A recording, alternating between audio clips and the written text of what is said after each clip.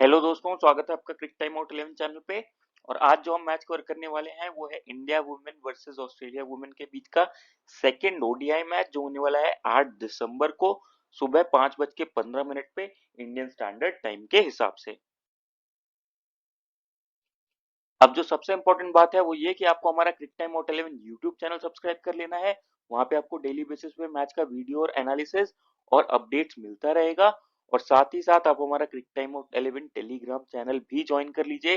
तो कोई भी लाइव अपडेट जैसे टॉस रिजल्ट, पिच रिपोर्ट, कोई भी प्लेयर टीम के अंदर आता है, कोई भी प्लेयर टीम से बाहर जाता है और फैंटेसी साइट्स की टीम, ये सारी इंफॉर्मेशन आपको हमारे टेलीग्राम चैनल पे मिल जाएगी। इसलिए हमारे दोनों सोशल मीडिया अकाउंट्स को जरूर से ज्वाइन कर लें। अब बात कर लेते हैं मैच वेन्यू और पिच एनालिसिस की। तो मैच होने वाला है एलन बॉर्डर फील्ड ब्रिस्बेन में। और यहाँ की पिच जो रहती है ना वो बैटिंग फ्रेंडली रहती है पेसर्स के लिए। इनिशियल ओवर में नई बॉल से अच्छा बाउंस होता है और सीम मूवमेंट भी रहता है। उतना ज्यादा सीम मूवमेंट नहीं था, लास्ट मैच में भी सीम मूवमेंट उतना ज्यादा नहीं देखने को मिल रहा था, लेकिन थोड़ा कंसीडरेबल सीम मूवमेंट वहां पे था, जिसकी वजह से थोड़ा सा बैट्समैन को दिक्कत हो रही थी नई बॉल से। और स्पिनर्स के लिए ना यहाँ पिच से ज्यादा मदद नहीं है, पेसर्स के लिए ही यहाँ ज्यादा मदद रहेगी। तो अगर हम ओवरऑल बात करें तो सबसे ज्यादा बैटर्स को मदद है पिच से, फिर आते हैं पेसर्स, फिर आते हैं स्पिनर्स। बात कर ले प्रीवियस कोर्स की, तो देखिए जो लास्ट मैच हुआ अगर हम उसको देखें तो इंडिया वुमेन पहले बैटिंग करने आती है, वहां 100 रन पे ऑल आउट हो जाती है। उसमें कुछ ऑस्ट्रेलिया की अच्छी फील्डिंग का योगदान रहता है, कुछ इंडिया के खराब शॉट्स का योगदान रहता है। और फिर जब ऑस्ट्रेलिया बैटिंग करने आती है तो फिबी लिचफील्ड और जॉर्जिया वॉल दिखाती हैं कि ये पिच बैटिंग के लिए कितनी ज्यादा आसान है। और फिर वो स्कोर को आगे ले जाती है, लेकिन एंड तक आते आते ऑस्ट्रेलिया के भी 5 विकेट गिर जाते हैं। इस मैच में पेस को 10, स्पिन को 5 विकेट मिले थे। तो अगर आप लास्ट के कुछ मैचेस देखेंगे ना तो पेस को पिच से मदद है, वो दिख रहा है। और लास्ट मैच में भी ये चीज दिखी। हल्का सा जो सीम मूवमेंट हो रहा था ना उसकी वजह से हरमनप्रीत कौर एलबीडब्ल्यू हो गई, उसकी वजह से कई प्लेयर्स के निक भी लगे हैं। जॉर्जिया वॉल का एक निक लग के कैच छूटा था। तो वो सारी चीजें रहेंगी। तो नई बॉल से ऐसा लग रहा है कि मूवमेंट थोड़ा सा मिल रहा है, आपको इस बात का ध्यान रखना है। बात करें एवरेज स्कोर की, तो एवरेज स्कोर 230 से 250 के बीच में होना चाहिए। अब बात कर लेते हैं हेड टू हेड रिकॉर्ड की। तो दोनों टीमों ने टोटल 54 मैचेस खेले हुए हैं, ऑस्ट्रेलिया 44 और इंडिया 10 मैचेस जीती हुई है। लास्ट के 5 मैच की बात करें तो इंडिया 3 मैचेस जीती हुई है और ऑस्ट्रेलिया अपने पांचों मैचेस जीत के आ रही है। लेकिन ये इंडियन टीम इतनी केपेबल है कि ऑस्ट्रेलिया को कभी भी हरा सकती है। और लास्ट मैच में ये आपने देखा भी होगा कि 100 रन का स्कोर चेस करने में ऑस्ट्रेलिया के 5 विकेट गिरा दिए गए थे। तो अगर इंडिया लास्ट मैच में थोड़ा सा भी फाइटिंग टोटल बनाती ना तो उस केस में मैच का रिजल्ट किसी भी तरफ जा सकता था। तो एक अच्छा और क्लोज एनकाउंटर हमें देखने को मिलेगा। और लास्ट मैच भले ही लो स्कोरिंग रहा हो इंडिया के हिसाब से, लेकिन इंडिया फाइट बैक करेगा।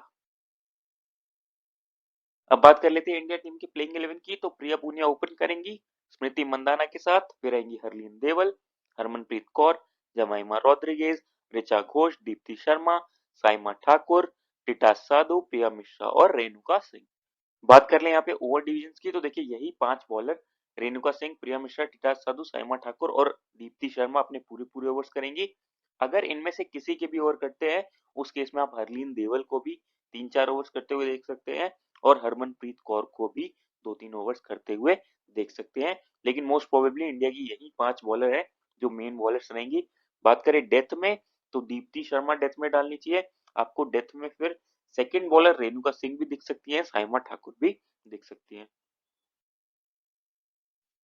बात कर लेते हैं इंडियन टीम के प्लेयर स्टैट्स की। तो प्रिया पूनिया 11 मैचेस की 11 इनिंग्स में 273 रन है, 27 का एवरेज, 57 का स्ट्राइक रेट है। रीसेंट फॉर्म उतना ज्यादा अच्छा चल नहीं रहा है और जब ये आएंगे तो सामने मैगन शूट होंगी और उस केस में नई बॉल से सीम मूवमेंट मिलेगा और वहां पे ये फंस सकती है। लास्ट मैच में मुझे लग रहा था कि इन पे प्रेशर इतना ज्यादा बन गया था कि एक रैश शॉट खेलते हुए ये आउट हो गई।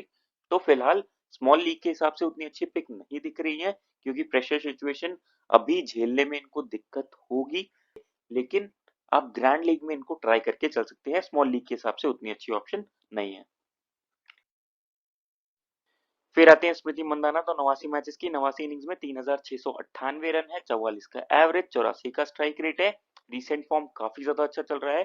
लास्ट मैच में भी अच्छे टच में दिख रही थी, और जो उस बॉल पे ये आउट हुई वो काफी खराब बॉल थी, बाहर की बॉल थी, उसको छेड़ने गई और वहां पे निक लग गया बैट का एकदम टो एंड, और वहां पे फिर बेथ मुनी पे कैच हो गई है। तो लास्ट मैच में खराब बॉल पे आउट हुई थी, लेकिन ना जो स्ट्रोक मेकिंग, जो दो चौके मारे, वो काफी ज्यादा अच्छे स्ट्रोक निकले थे इनके बैट से। और रिसेंट फॉर्म भी इनका अच्छा चल रहा है। WBBL जो खेली है उसका भी एक्सपीरियंस होएगा इनको कि ऑस्ट्रेलियन पिचेस पे कैसे खेलना है। तो इस वजह से ये आपके लिए मैंडेटरी पिक रहती है स्मॉल लीग में।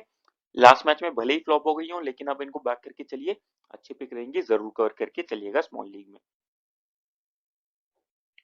फिर आती है हरलीन देवल, तो 11 मैचेस की 10 इनिंग्स में 226 रन है, 25 का एवरेज, 64 का स्ट्राइक रेट, 2 विकेट से रखे है। रीसेंट फॉर्म उतना ज्यादा अच्छा नहीं चल रहा है, और अभी ना ये इंजरी से भी आ रही है, लेकिन लास्ट मैच में टच में दिख रही थी ये भी। और as a six bowling option ये खेल रही है, तो आपके लिए ये as a trump card pick का काम करेंगी स्मॉल लीग में भी, और ग्रैंड लीग में तो जरूर इनको ट्राई कर लीजिएगा। तो अभी के हिसाब से ये एवरेज ऑप्शन है स्मॉल लीग में, आप चाहें तो as a trump card pick इनको लेके चल सकते हैं। फिर आती है हरमनप्रीत कौर, तो 136 मैचेस की 117 इनिंग्स में 3665 रन है, 37 का एवरेज, 73 का स्ट्राइक रेट है, 31 विकेट ले रखे हैं। रिसेंट फॉर्म काफी ज्यादा अच्छा चल रहा है, और ऑस्ट्रेलिया के अगेंस्ट ये अच्छा करती है। जब सारी टीम आउट हो जाती है ना, तब भी ये ऑस्ट्रेलिया के अगेंस्ट खड़ी रह के रन बनाती है। तो ये टीम भी इनको काफी ज्यादा पसंद है, इस ऑपोजिशन के अगेंस्ट रन भी काफी ज्यादा मारती है, और लास्ट मैच में भी अच्छे स्ट्रोक मेकिंग कर रही थी ये। वो अलग बात है कि थोड़ा सा सी मूवमेंट मिला और एक अंदर आती हुई डिलीवरी पे LBW हो गई, एम्पायर्स कॉल था ये, लेकिन अनफॉर्चुनेट थी थोड़ा सा ये। लेकिन आप फिर भी इनको कवर करके चलिए, एक अच्छी ऑप्शन रहेंगी आपके लिए स्मॉल लीग में, और मैंडेटरी पिक रहेंगी, जरूर लेके चलिए इनको। फिर आती है जमाइमा रोड्रिगेज, तो 34 मैचेस की 33 इनिंग्स में 807 रन है, 26 का एवरेज, 75 का स्ट्राइक रेट है, 5 विकेट ले रखे हैं। रिसेंट फॉर्म काफी ज्यादा अच्छा चल रहा है, और WBBL में भी रन बना के आ रही हैं, और लास्ट मैच में भी अच्छे फॉर्म में दिख रही थी। ये भी आपके लिए मैंडेटरी पिक रहेंगे, पिच बैटिंग को सपोर्ट भी कर रहा है, तो जरूर कवर करके चलिए, अच्छी ऑप्शन रहेंगे आपके लिए। फिर आते हैं ऋचा घोष, तो 24 मैचेस की 23 इनिंग्स में 495 रन है, 26 का एवरेज, 84 का स्ट्राइक रेट। रिसेंट फॉर्म काफी ज्यादा खराब चल रहा है, स्ट्रगल इनका लगातार चले जा रहा है। हिटर काफी ज्यादा अच्छी हैं, बस वही बात है कि थोड़ा सा भी सी मूवमेंट है, तो उस केस में इनको दिक्कत हो रही है। लेकिन बैटिंग विकेट है, और विकेट कीपिंग का इनके साथ बैकअप रहेगा, तो आप चाहें तो as a trump card pick इनको कवर करके चल सकते हैं। फिलहाल के लिए मैं स्मॉल लीग के हिसाब से इनको एक एवरेज ऑप्शन रख के चल रहा हूँ। फिर आती हैं दीप्ति शर्मा, तो मैंडेटरी पिक रहेंगी, डुअल रोल रहेगा, बैटिंग बॉलिंग दोनों का बैकअप रहेगा, जरूर कवर करके चलिए, अच्छी ऑप्शन रहेंगे आपके लिए। डेथ में बॉलिंग भी कर जाती है, तो वहां पे भी विकेट मिलने के चांसेस रहेंगे, तो मैंडेटरी पिक है, जरूर कवर करके चलिए। फिर आती है साइमा ठाकुर, तो 4 मैचेस में 4 विकेट्स ले रखे हैं, अभी न्यूजीलैंड वाली सीरीज में काफी इंप्रेस किया था, और बैटिंग से भी ये ठीक ठाक रन बना लेती हैं। लास्ट मैच में भी एक अच्छा स्ट्रोक मारा था, लेकिन काफी अच्छा कैच हो गया, कवर्स पे वहां पे आउट हो गई। लेकिन ये स्मॉल लीग के हिसाब से अभी उतनी अच्छी ऑप्शन इसलिए नहीं दिख रही है, क्योंकि इनसे बड़े नाम जो हैं और विकेट टेकिंग ऑप्शंस है, हम उनको कवर करके चलेंगे। ऑस्ट्रेलिया स्क्वाड में जो बैठे हुए हैं, या ऑलराउंडर्स ऐसे लेके चले जो हमें फैंटेसी में मदद दिलाए, तो फिलहाल स्मॉल लीग के लिए उतनी अच्छी पिक नहीं दिख रही है। फिर आते हैं टिटा साधु, तो एक मैचेस में 0 विकेट है, डोमेस्टिक लेवल पे काफी ज्यादा इंप्रेस किया है अपनी बॉलिंग से, और लास्ट मैच में इनको एक विकेट मिलना भी चाहिए था, लेकिन स्लिप पे वो कैच छूट गया था, तो अनफॉर्चुनेट थोड़ा रही थी। अगर इंडिया फर्स्ट बॉलिंग करता है तो आप इनको ट्राई करके चल सकते हैं, सेकंड बॉलिंग के केस में आप इनको छोड़ सकते हैं। फिर आती है प्रिया मिश्रा, तो 3 मैचेस में 5 विकेट ले रखे हैं, तीनों ही जो इंटरनेशनल मैचेस इन्होंने खेले हैं, अभी तक ऐसा हुआ नहीं है कि किसी में भी ये विकेटलेस रही हो। लास्ट मैच में भी 2 विकेट लेके गई। लाइन लेंथ काफी एक्यूरेट रहता है, और स्पिन कराने की भी क्षमता है इनमें, तो वहां पे प्लेयर को बीट कर सकती हैं। वेरिएशन भी है इनके पास, तो अगर इंडिया फर्स्ट बॉलिंग करेगा उस केस में आप इनको रख सकते हैं, वहां पे ऑस्ट्रेलियन प्लेयर को परेशान कर सकती हैं ये। और अगर इंडिया सेकंड बॉलिंग करता है तो उसमें दो केस हो सकते हैं, देखिए, अगर इंडिया ने रन बनाए तो ये अच्छी ऑप्शन रहेंगी, और अगर इंडिया का बैटिंग ऑर्डर फिर से कोलैप्स करता है, फिर इतने रन बचाने के लिए रहेंगे नहीं, तो वहां पे फिर ये एवरेज पिक हो जाएंगी। तो फिलहाल फर्स्ट इनिंग्स में अगर इंडिया बॉलिंग करती है तो मैंडेटरी पिक, सेकेंड इनिंग्स में बॉलिंग में एक एवरेज पिक दिख रही है। फिर आती है रेणुका सिंह, तो 14 मैचेस में 24 विकेट्स में रखे हैं, रिसेंट फॉर्म अच्छा चल रहा है और पिच से हल्का सा भी मदद मिलता है ना, तो ये विकेट टेकिंग ऑप्शन बन जाती है। अगर इंडिया फर्स्ट बॉलिंग करता है तो ये भी मैंडेटरी पिक रहेंगी। सेकंड बॉलिंग के केस में आप कवर करके चल सकते हैं, एक अच्छी पिक रहेंगी। एक्सीलेंट पिक मैं नहीं बोलूंगा, लेकिन सेकंड बॉलिंग के केस में भी एक अच्छी पिक रहेंगी स्मॉल लीग के हिसाब से। अब बात कर लेते हैं ऑस्ट्रेलिया वुमेन की प्लेइंग 11 की, तो फिबी लिचफील्ड ओपन करेंगे जॉर्जिया वॉल के साथ, फिर आएंगे Ellyse Perry, Beth Mooney, Annabel Sutherland, Ash Gardner, Tahlia McGrath, Georgia Wareham, Alana King, Kim Garth और मेगन शूट। बात करें यहाँ पे ओवर डिविजन की, तो देखिए Megan Schutt, Kim Garth, Ash Gardner अपने पूरे पूरे ओवर करने चाहिए, ये हो गया 30 ओवर। अब जो बचे हुए 20 ओवर्स है उसमें से क्योंकि पेस को थोड़ा सा मदद है, तो एनबेल सदरलैंड ज्यादा ओवर्स करनी चाहिए, और फिर एलिस पेरी और जॉर्जिया वेयरहैम और एलेना किंग मिलके ओवर्स करने चाहिए। बात करें अगर डेथ ओवर्स की, तो मेगन शूट और एश गार्डनर मिलके डेथ करने चाहिए। अब बात कर लेते हैं ऑस्ट्रेलिया टीम के प्लेयर स्टैट्स की, तो जॉर्जिया वॉल अभी रीसेंट डब्ल्यूबीबीएल फॉर्म काफी ज्यादा अच्छा गया था, वहां पे एक 97 रन और 92 रन का नॉक खेला था, और उसके बाद अभी जो इंटरनेशनल डेब्यू खेला वहां पे अपना एक 46 रन का नॉक खेला। बैटिंग वाइज काफी ज्यादा अच्छे फॉर्म में दिख रही है, लेकिन कंसिस्टेंसी वाला इशू इनके साथ रहता है, तो अगर एक मैच चलती है तो फिर 3 मैच या 4 मैच नहीं चलती, फिर एक दो मैचेस चलती हैं, तो उस वजह से उतनी अच्छी पिक नहीं दिख रही है। स्मॉल लीग के हिसाब से ग्रैंड लीग में आप इनको ट्राई कर सकते हैं। अगर आप रिस्क लेना चाहें तो स्मॉल लीग में रिस्क ले लीजिएगा, क्योंकि बैटिंग विकेट है, क्या पता फिर से चल जाए, लेकिन इनकी कंसिस्टेंसी की वजह से मैं इनको अभी छोड़ के चल रहा हूँ। फिर आती है फिबी लिचफील्ड, तो 21 मैचेस की 20 इनिंग्स में 687 रन है, 40 का एवरेज, 81 का स्ट्राइक रेट, रीसेंट फॉर्म काफी ज्यादा अच्छा चल रहा है, लास्ट मैच में भी अच्छे टच में दिख रही थी, और जब बैटिंग विकेट है ना तो ये आपके लिए डिफॉल्ट पिक हो जाती है, जरूर कवर करके चलिए। अभी सिडनी थंडर्स से भी अच्छे फॉर्म में थी, कैप्टनसी भी कर रही थी वहां पे, तो वो सारा कॉन्फिडेंस, वो सारा एक्सपीरियंस ना अब इनके अंदर काफी ज्यादा अच्छे से समा गया है, और अच्छा खेल रही है, स्ट्रोक मेकिंग काफी ज्यादा अच्छे कर रही है। मैंडेटरी पिक रहेंगी, जरूर कवर करके चलिए। फिर आती है एलिस पेरी, तो लास्ट मैच में भले ही फ्लॉप रही हो, लेकिन इनको कवर करके चलना है, ये डिफॉल्ट पिक रहती है। वो बैटिंग से आपको सिंगल हैंडेडली ये आराम से रन बना के दे सकती हैं, वहां से ही आपको ये अच्छे खासे फैंटेसी पॉइंट्स दे सकती है। और लास्ट मैच में तो बॉलिंग भी करा था, तो अगर 3-4 ओवर्स करती है और वहां पे विकेट मिल जाता है तो और भी ज्यादा अच्छी बात हो जाएगी फैंटेसी वाइज, तो ये मैंडेटरी पिक रहेंगी, जरूर कवर करके चलिए। फिर आती है बेथ मूनी, तो एवरेज इनका अप्रोक्सीमेट 50 का रहता है वनडेज में, और टी20 में भी इनका एवरेज 46 का रहता है, तो मतलब हर फॉर्मेट की ये अच्छी प्लेयर है। विकेट का वैल्यू करती है, इतनी जल्दी विकेट नहीं फेंकती है, और ये तो वैसे भी थोड़ा लॉन्ग फॉर्मेट है, तो ये अपना टाइम लेके खेल सकती है, और विकेट कीपिंग का बैकअप रहेगा, तो ये भी आपके लिए मैंडेटरी पिक रहेंगी, जरूर कवर करके चलिए।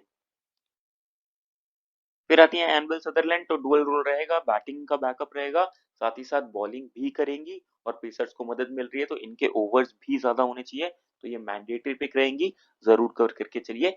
एक अच्छी कैप्टनसी ऑप्शन भी रहेंगी स्मॉल लीग के हिसाब से। फिर आती है एश गार्डनर, तो डुअल रोल रहेगा, बैटिंग बॉलिंग दोनों का बैकअप रहेगा, बैटिंग से फॉर्म काफी ज्यादा खराब चल रहा है, तो लगातार टी20 वर्ल्ड कप में स्ट्रगल करी, उसके बाद फिर डब्ल्यूबीबीएल में स्ट्रगल करी, लास्ट मैच में भी 8 रन पे आउट हो गई, तो बैटिंग से फॉर्म उतना ज्यादा अच्छा नहीं चल रहा है, लेकिन बॉलिंग के दम पे भी आप इनको ले सकते हैं। इंडिया के अगेंस्ट आंकड़े भी इनके काफी ज्यादा स्ट्रॉन्ग है, और स्मृति मंदाना को सामने परेशान भी करती है, और साथ ही साथ डेथ में बॉलिंग भी करेंगी, तो वहां पे विकेट लेने के ज्यादा चांसेस रहेंगे, इसलिए मैंडेटरी पिक रहती है, जरूर कवर करके चलिए। फिर आती है ताइला मैकग्राथ, तो फॉर्म उतना ज्यादा अच्छा चल नहीं रहा है, बॉलिंग करेंगे नहीं, आराम से छोड़ के चलिए, उतनी अच्छी पिक नहीं दिख रही है, और बैटिंग ऑर्डर भी ना अब काफी ज्यादा नीचे है, तो अच्छी पिक नहीं है। फैंटेसी वाइज आराम से आप ग्रैंड लीग में ट्राई कर लीजिएगा। फिर आती है जॉर्जिया वेरहम, तो 41 मैचेस में 43 विकेट मिल रखे हैं, लास्ट मैच में अनएक्सपेक्टेडली बॉलिंग मिला ही नहीं, क्योंकि इंडिया काफी जल्दी आउट हो गई थी, लेकिन ये अच्छे पिक रहेंगी स्मॉल लीग के हिसाब से, क्योंकि बैटिंग का बैकअप देती है, और साथ ही साथ बॉलिंग भी करेंगी ये, लास्ट मैच में भले ही ना करा हो, तो अगर ऑस्ट्रेलिया फर्स्ट बैटिंग करता है ना तो उस केस में बैटिंग आने के भी चांसेस रहेंगे, और सेकंड इनिंग्स में बॉलिंग भी करेंगी, तो उस केस में आप कवर कर लीजिएगा। लेकिन अगर ऑस्ट्रेलिया फर्स्ट बॉलिंग कर रहा है तो उस केस में ये एक एवरेज पिक हो जाएंगी, या मैं बिलो एवरेज पिक कहूंगा, क्योंकि अगर फिर से इंडिया का बैटिंग लाइनअप कोलैप्स करा तो इनके एक तो बॉलिंग आने के चांसेस नहीं रहेंगे, उसके बाद फिर ऑस्ट्रेलिया का टॉप ऑर्डर चेस कर जाएगा, तो वहां पे बैटिंग आने के भी चांसेस नहीं रहेंगे। तो फर्स्ट इनिंग्स में अगर ऑस्ट्रेलिया बैटिंग करता है तो एक अच्छी पिक हो जाती है स्मॉल लीग के हिसाब से। अगर ऑस्ट्रेलिया फर्स्ट इनिंग्स में बॉलिंग कर रहा है तो आराम से छोड़ दीजिएगा। फिर आती है एलेना किंग। तो रीसेंट फॉर्म डब्ल्यूबीएल में काफी ज्यादा अच्छा चल रहा था और विकेट टेकिंग ऑप्शन ये हमेशा रहती है, ज्यादातर मैचेस में आपको एक दो विकेट दिला के जाएंगी और मैंडेटरी पिक रहेंगी, जरूर कवर करके चलिए इनको। फिर आती है किम गार्ड। तो 49 मैचेस में 46 विकेट ले रखे हैं, पिच से सपोर्ट मिलेगा, नई बॉल से बॉल डालेंगी तो वहां पे सीम मूवमेंट भी ज्यादा मिलेगा, तो इस वजह से ये भी मैंडेटरी पिक रहेंगी और बैटिंग का बैकअप भी देती हैं ये, तो जरूर कवर करके चलिए इनको, स्मॉल लीग के हिसाब से अच्छे पिक रहेंगे आपके लिए। फिर आती है मेगन शूट। तो 92 मैचेस में 128 विकेट ले रखे हैं, ज्यादातर मैचेस में ना ये आपको एक दो विकेट दिला के जाएंगी, डेथ में बॉलिंग करती हैं और इनिशियल ओवर्स में अगर सी मूवमेंट होगा तो वहां पे ये बैट्समैन को परेशान करती हैं, तो ये भी मैंडेटरी पिक रहेंगी, जरूर कवर करके चलिए इनको। अब बात कर लेते हैं ड्रीम 11 टीम की। तो विकेट कीपिंग सेक्शन में बेथ मूनी अच्छी ऑप्शन रहेंगी, ऋचा घोष फॉर्म वाइज अच्छी पिक नहीं रहेंगी, तो आराम से आप इनको छोड़ के चल सकते हैं। फिर आते हैं बैटिंग सेक्शन में। तो स्मृति मंदाना मैंडेटरी पिक रहेंगी, जमाइमा रॉड्रिगेज अच्छी पिक रहेंगी, फिबी लिचफील्ड यहाँ से अच्छी पिक रहेंगी, हरलीन देवल आप as a trump card pick इनको ट्राई करके चल सकते हैं। जॉर्जिया वॉल मैं कंसिस्टेंसी पे उतना भरोसा नहीं करता हूँ, इसलिए मैं इनको छोड़ के चल रहा हूँ। प्रिया पुनिया उतनी अच्छी पिक नहीं दिख रही हैं। फिर आते हैं ऑलराउंडर सेक्शन में। तो यहाँ से एलिस पेरी मैंडेटरी पिक रहेंगी, दीप्ति शर्मा मैंडेटरी पिक रहेंगी, हरमनप्रीत कौर मैंडेटरी पिक रहेंगी, ऐश गार्डनर मैंडेटरी पिक रहेंगी, एनबेल सदरलैंड मैंडेटरी पिक रहेंगी। जॉर्जिया वेरहम फिलहाल के लिए उतनी अच्छी पिक नहीं दिख रही है स्मॉल लीग के हिसाब से। फिर आते हैं बॉलिंग सेक्शन में। तो यहाँ से मेगन शूट मैंडेटरी पिक रहेंगी। अब सेकंड बॉलिंग ऑप्शन डिपेंड करता है कि कौन सी टीम पहले बॉलिंग कर रही है, तो अगर इंडिया पहले बॉलिंग कर रही होगी तो आप रेणुका सिंह ठाकुर को ले लीजिएगा, और ऑस्ट्रेलिया पहले अगर बॉलिंग कर रही हो उस केस में आप एलेना किंग या किम गार्थ को लेके चल सकते हैं। फिलहाल के लिए मैं अभी किम गार्थ के साथ जा रहा हूँ। बात करें कैप्टनसी वाइस कैप्टनसी ऑप्शन की, तो एलिस पेरी क्या सबसे अच्छी कैप्टनसी ऑप्शन रहेंगी, ऐश गार्डनर सबसे अच्छी वाइस कैप्टनसी ऑप्शन रहेंगी। तो कुछ इस प्रकार की रहेगी हमारी टीम, और अगर इसमें कोई भी चेंजेस होते हैं तो आपको टेलीग्राम चैनल पे मिल जाएंगे, उसके लिए टेलीग्राम चैनल को ज्वाइन कर लीजिएगा। और जो सबसे इंपॉर्टेंट बात है कि हमारे यूट्यूब चैनल क्रिक टाइम आउट 11 को जरूर से सब्सक्राइब कर लीजिए, वहाँ पे आपको डेली बेसिस पे मैच का वीडियो अपडेट और एनालिसिस मिलता रहेगा। और जब आप वीडियोस देखते हैं ना तो आपका मैथ सेंस बढ़ता है, गेम का अंडरस्टैंडिंग बढ़ता है, प्लेयर्स का नॉलेज बढ़ता है, और फिर जब आप टीम बनाते हैं तो आप ज़्यादा इफेक्टिव, ज़्यादा इम्पैक्ट वाली टीम बनाएंगे और मोस्ट ऑफ द केसेस में आप विनिंग जोन में रहेंगे। तो इसलिए वीडियोस को ज़रूर देखें, लाइक करें, शेयर करें, चैनल को सब्सक्राइब करें। मिलते हैं अगली वीडियो के साथ। Thank you.